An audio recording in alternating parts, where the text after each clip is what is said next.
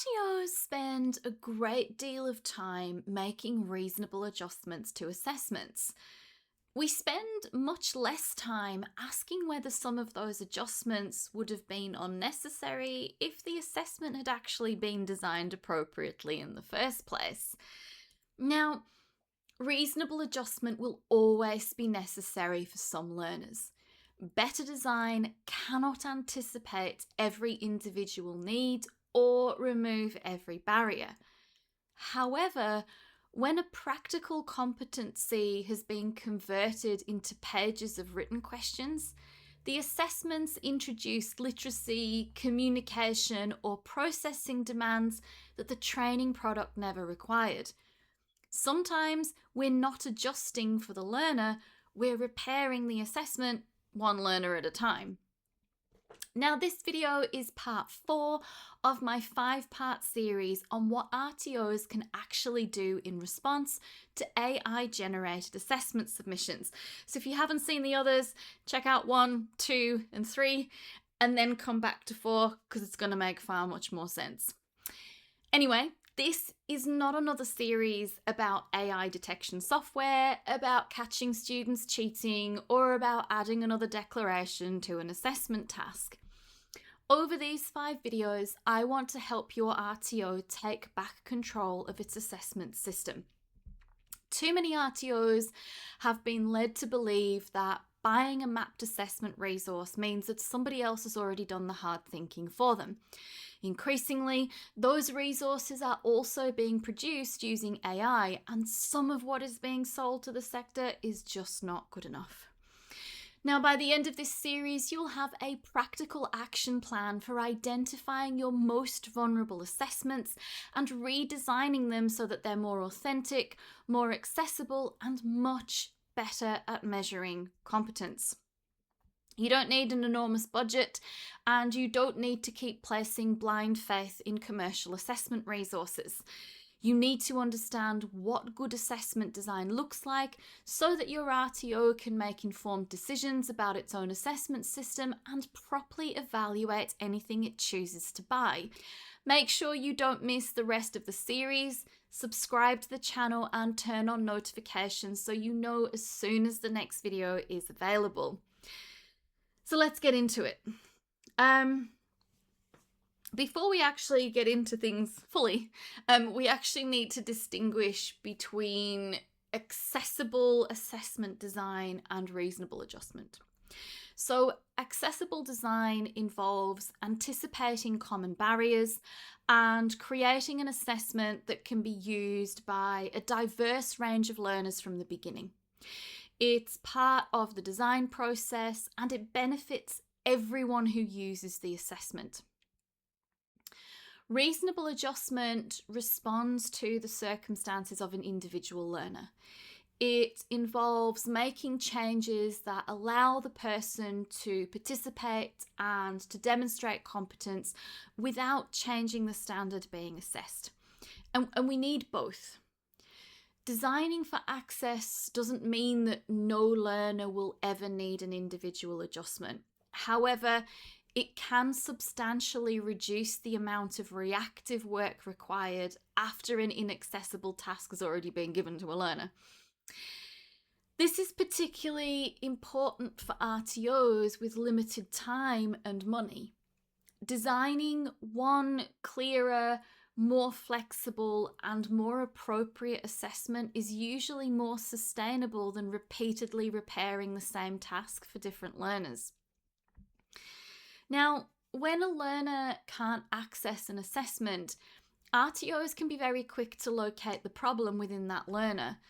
We say things like, they've got low literacy, or they lack confidence, or they have a difficulty processing information, they're not ready for assessment. Now, sometimes those observations are relevant, but we still need to ask what the assessment is demanding and whether all of those demands actually belong there. If learners repeatedly need a trainer to explain the instructions, perhaps the instructions are unclear. If learners who can perform the occupational task consistently struggle with the written assessment, perhaps the writing task isn't an accurate measure of their competence. If trainers regularly convert written questions into verbal questions, then perhaps a structured verbal questioning would have been a more suitable assessment method from the beginning. Now, this is the question I repeatedly ask about inclusive practice. Who is doing the adapting? Are we designing assessment that reflects the required capability and allows different learners to demonstrate it? Or are we giving everyone the same rigid assessment product and expecting every learner to adapt to the way that it's been designed? Now, fair assessment doesn't require every learner to demonstrate competence in an identical way. Learners must be assessed against the same competency requirements and standard. That doesn't automatically mean that they must read the same volume of text, or respond using the same communication mode, or complete every task under identical conditions. Sameness can create the appearance of consistency while still producing an unfair or an inaccurate result. So imagine two learners, and these two learners both understand a safety procedure and they can apply it correctly. One of them explains their decisions confidently during a practical demonstration, while the other is required to produce a lengthy written explanation about their decisions. If extended writing isn't part of the occupational requirement, insisting on that format doesn't make the assessment more rigorous. It actually just adds another capability to the measurement. Consistency should come from the requirements, the evidence expectations, and the standard of judgment in the training product.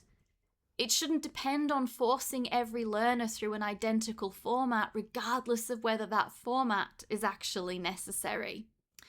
Now, good assessment design requires us to separate the essential capability from the conventions surrounding the assessment. Let's imagine that the unit requires a learner to communicate important information to another person. The essential requirement may include interpreting information, conveying it accurately, responding to questions, and adjusting communication based on the other person's needs. The assessment convention might be a particular role play, or a spoken presentation to the class, or a written description of the conversation. Those are design choices, not necessarily requirements of the competency. We need to ask what can change and what must remain. If changing the method would remove the very capability being assessed, then the change isn't appropriate. We can't assess a required practical performance solely through a written explanation, and we can't replace a required interpersonal interaction with a multiple choice quiz. Don't use multiple choice quizzes, by the way. If a feature of the task has no meaningful relationship with the competency, there's no defensible reason to retain it. The question is, why are we even using it in the first place? Now, in video 2, we looked at how assessment methods introduce foundation skill demands. Those demands need to be examined during design, not only after a learner struggles. Assessment developers should identify the reading, writing, oral communication, numeracy, learning, and digital skills involved in the task. They then need to determine which of those skills come from the competency and which have been added by the assessment format. Dense instructions can create unnecessary reading demands. Large written projects can require a level of written expression well beyond what the unit requires and what the occupation requires. Complex templates can create digital barriers that tell us very little about the learner's vocational capability. Strict time limits can turn processing speed into a part of the measurement, even when speed isn't relevant to the workplace standard. We also need to consider how information is presented. Long blocks of text, inconsistent terminology, inaccessible files, unclear navigation, unclear instructions, instructions that are spread across several documents. These all make a task harder without making the assessment more valid. Removing those barriers isn't lowering the standard, it's improving the accuracy of the measurement. RTOs also need to consider the relationship between disclosure and support. Not every learner has a formal diagnosis. Not every learner has access to current documentation. And not every learner feels safe disclosing personal information to a training provider. A learner shouldn't have to provide an extensive account of their medical history before an RTO will discuss a barrier in its assessment. The RTO needs information about the barrier, the learner's needs, and the proposed change, but that's not the same as requiring the learner to prove their identity or condition. Accessible design reduces the pressure to disclose because some options are already available to everyone. Clear instructions, flexible ways of accessing information, accessible digital documents, assessment methods that match the competency. None of those need to be reserved only for learners with documentation. When an individual adjustment is needed, the conversation can focus on what will allow the learner to demonstrate competence and whether the essential requirements remain intact. The learner shouldn't have to earn the right to be assessed through a suitable method. And this brings us back to AI. A learner who understands the workplace concept may still feel overwhelmed by a lengthy written task. They may struggle to interpret the question, organize a response, or even express what they know in the style that's expected by the assessment or the assessor. AI offers an immediate way to overcome that barrier. It can explain the question, organize ideas, improve grammar, and complete the response. Now, those uses don't all represent the same risk, right? But the assessment may make it difficult to distinguish between support and substitution. A learner could begin by asking AI to help them to understand an unnecessarily complex task and end with a response that no longer demonstrates their own knowledge. We need clear expectations about permitted use, but policy alone isn't going to remove the conditions driving that behaviour. If we reduce unnecessary complexity and use assessment methods that allow learners to demonstrate competence more directly, we reduce the pressure to outsource the response. The goal isn't to make assessment easier, it's to make the source of the challenge appropriate. A learner should be challenged by the decisions, knowledge, and performance required by the competency. They shouldn't be challenged primarily by the length of the assessment task or the way a publisher's worded the instructions.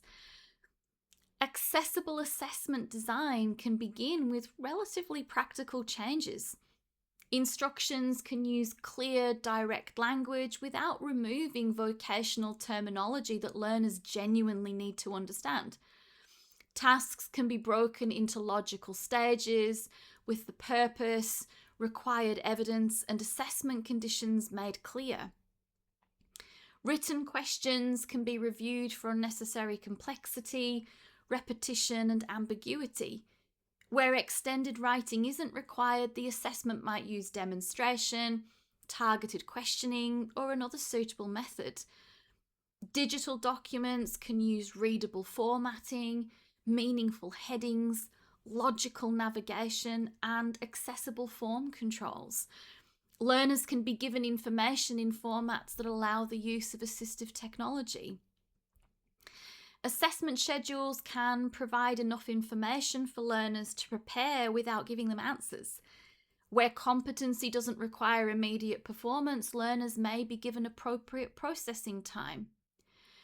These decisions can improve access for learners with disability, learners using English as an additional language, learners with low literacy, anxious learners, and people returning to education after a long absence. They also make assessment clearer and more efficient for everybody else. Good assessment design isn't a special version of assessment for a small group of people. It's better assessment design for everybody. Now, resource providers need to take responsibility for the barriers built into the products that they sell. A resource isn't inclusive because it contains a reasonable adjustment policy at the beginning. If the assessment itself uses dense language, inaccessible documents, unnecessary writing, and inflexible response formats, the burden is shifted to the RTO and the learner. The RTO is then left to modify a product it purchased because supposedly it didn't have the time or capability to design the assessment internally. Trainers create informal workarounds and inconsistent changes, and then compliance staff are then worrying that any variation will invalidate the assessment. That is not a sustainable assessment system. Resource providers should understand foundation skills, accessibility, and inclusive instructional design. These considerations need to shape the assessment method, instructions, evidence requirements, and supporting tools from the very beginning. If they don't have that capability, they need to bring in someone who does. Producing more content with AI will not compensate for the absence of educational and assessment design expertise. RTOs also need enough confidence to reject a product that creates unnecessary barriers, even if it has attractive branding and detailed mapping. You're allowed to expect better from something you're paying for. Now, your action from this video is to conduct a barrier review of the assessment task that you began redesigning in video 3. Start by identifying all the demands the task places on the learner. Consider reading, writing, oral communication, numeracy, digital skills, memory, processing time, sensory access, physical access, and also familiarity with formal assessment conventions. Next, separate the essential requirements from the demands introduced by your design. Ask which features must remain for the assessment to produce valid evidence and which could be changed without altering the competency standard. Review the instructions, the format, and the conditions. Look for unnecessary complexity, repetition, inaccessible presentation, rigid response requirements, and time limits that don't reflect the workplace task. Then consider what can be designed into the assessment for everyone. Clear instructions, accessible files, and an appropriate assessment method shouldn't depend on a learner disclosing a disability or formally requesting an adjustment. And finally, identify where individual reasonable adjustment may still be required.